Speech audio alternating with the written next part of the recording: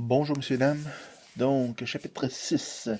Cette fois-ci, on rentre dans les rapports trigonométriques. Donc, dans les triangles rectangles, c'est une base essentielle dans l'ensemble de ce qu'on va continuer dans l'avenir. Allons-y avec 6.1 rapport trigonométrique. Qu'est-ce qui est intéressant à faire remarquer ici, c'est que c'est comme indiqué dans le titre, c'est dans les triangles rectangles. Donc, ça, c'est une base en partant. Donc, allons-y pour le fun avec des définitions. Donc, dans un triangle rectangle,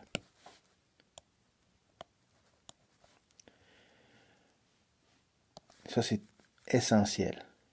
Les angles aigus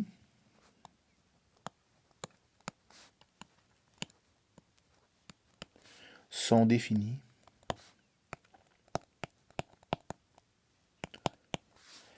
par des rapports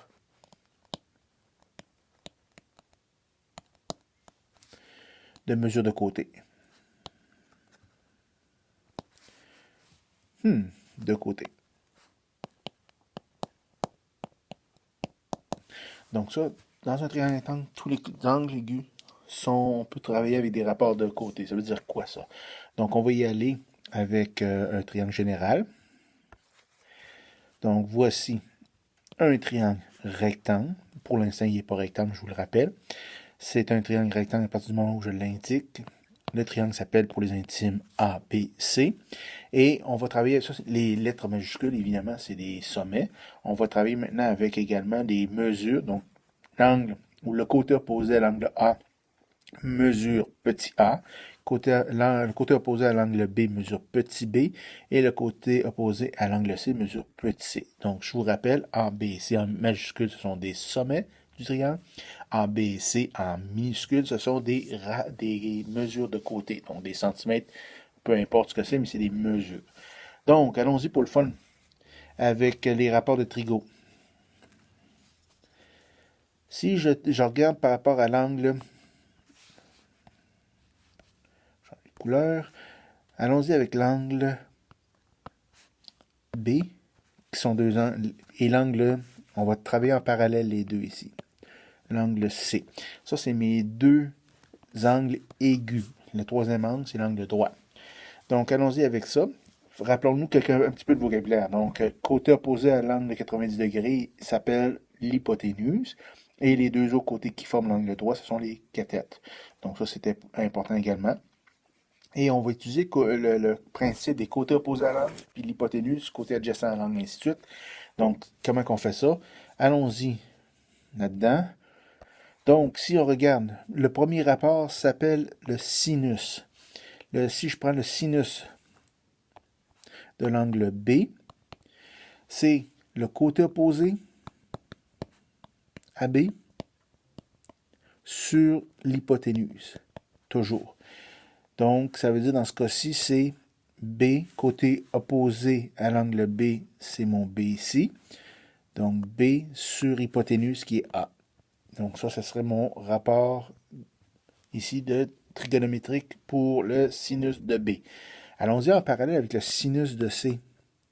Le sinus de C, c'est le côté opposé à l'angle C. L'angle C est ici. Donc, côté opposé à l'angle C, c'est C. Mesure C sur l'hypoténuse qui est A. Donc, j'avais B sur A et j'ai C sur A dans ce cas-ci. Donc, évidemment, c'est deux choses différentes. Allons-y avec le cosinus de l'angle B. Le cosinus de l'angle B, c'est côté adjacent de l'angle B sur l'hypoténuse. Donc, dans ce cas-ci, c'est côté adjacent à l'angle B, c'est l'angle C, sur l'hypoténuse qui est A.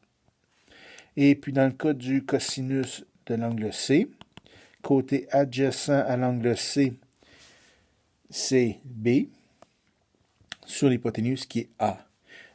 Qu'est-ce qu'ici je remarque, excusez-moi, qu'est-ce qu'ici que je remarque d'intéressant, puis je vais travailler encore avec ça, c'est que le sinus de l'angle B et le cosinus de son angle complémentaire, donc qui forme 90 degrés, donc le même rapport de sinus.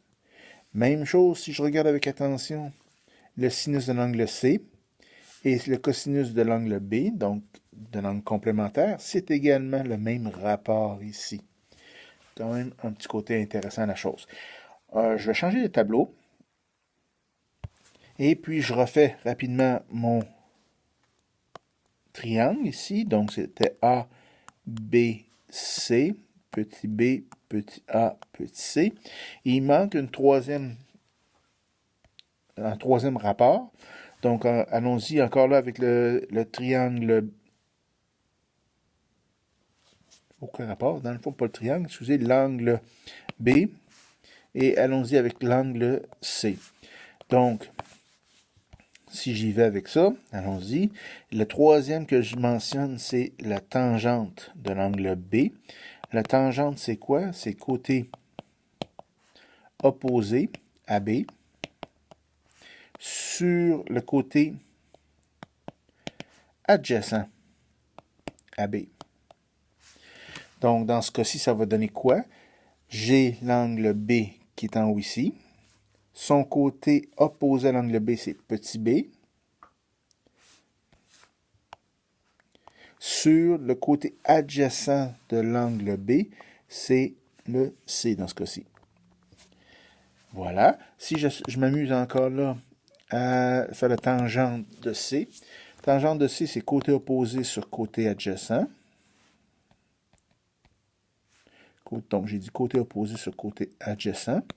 Côté opposé de l'angle C, c'est C. Sur côté adjacent qui est B. Donc, qu'est-ce que je remarque ici? J'ai encore quelque chose à faire remarquer.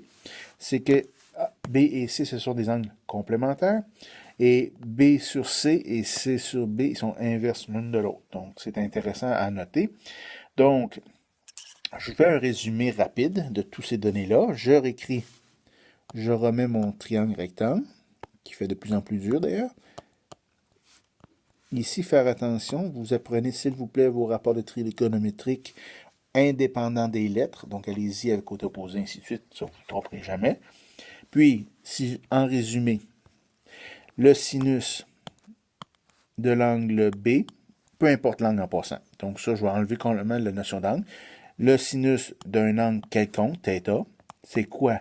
C'est toujours côté opposé sur hypoténuse. Peu importe où c'est qu'il se trouve.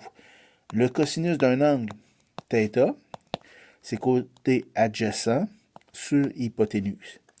Et la tangente de l'angle θ, c'est côté opposé sur côté adjacent. Donc voilà pour les trois rapports trigonométriques qui sont essentiels de retenir. Ça, vous devez absolument retenir tout ça. Un truc en passant, c'est ce qu'on appelle SOHCAHTOA. C'est un truc mnémotechnique. Ça veut dire quoi? Sinus, c'est quoi? C'est côté opposé sur hypoténuse. Cosinus, bon, on recommence ça. Cosinus, c'est côté adjacent sur hypoténuse. Et tangente, c'est côté opposé sur adjacent. SOHCAHTOA. Donc, c'est une façon de le retenir, nos rapports trigonométriques, qui est vraiment bien pratique, en effet. Je rajoute sur ce même tableau-là, ici, 3-4 petits éléments, 2-3 petits éléments, je devrais même dire, c'est que, à noter, notons quoi? Le sinus, donc le sinus d'un angle quelconque, que je vais appeler θ, c'est égal au cosinus de l'angle complémentaire. Donc, l'angle complémentaire, c'est quoi? C'est 90 degrés moins l'angle que j'avais θ. J'avais également, donc ça, j'ai également que la tangente d'un angle, c'est quoi? C'est l'inverse, donc c'est 1 fois tangente de 90 moins θ. Ça, c'est une tentative de tangente ici, là. OK? Donc, ces deux propriétés-là sont importantes, principalement sinus de θ qui est égal au cosinus de son complémentaire. C'est ce que je vous ai montré tantôt. Donc, voilà pour cette partie-là. Je vous rajoute une autre propriété à connaître, qui est vraiment pratique. En réalité, si on ne la connaît pas, on va calculer dans le vide pour rien, mais c'est pas grave. Donc, dans un triangle rectangle, dont un angle est égal à 30 degrés.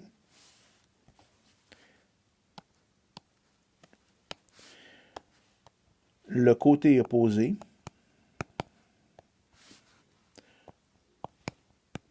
à l'angle de 30 degrés est égal ou est la moitié de l'hypoténuse.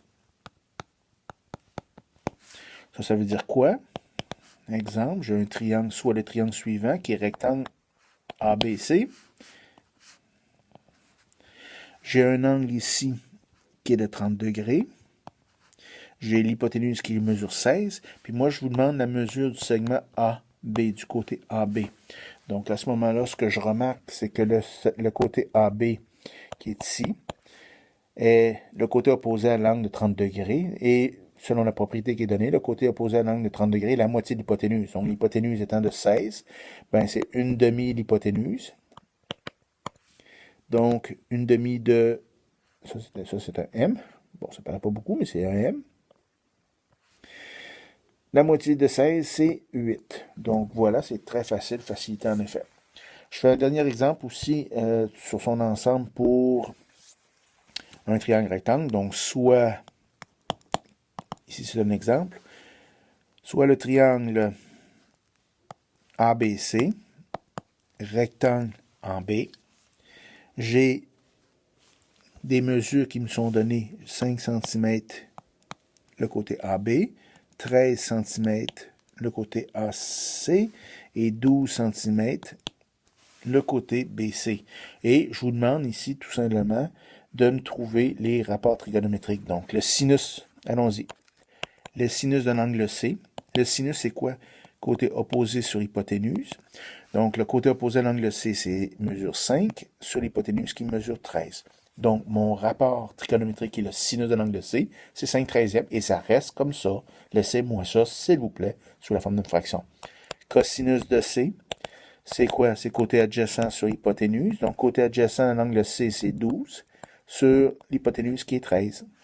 Et tangente de l'angle C, c'est côté opposé sur côté adjacent, donc 5 sur 12.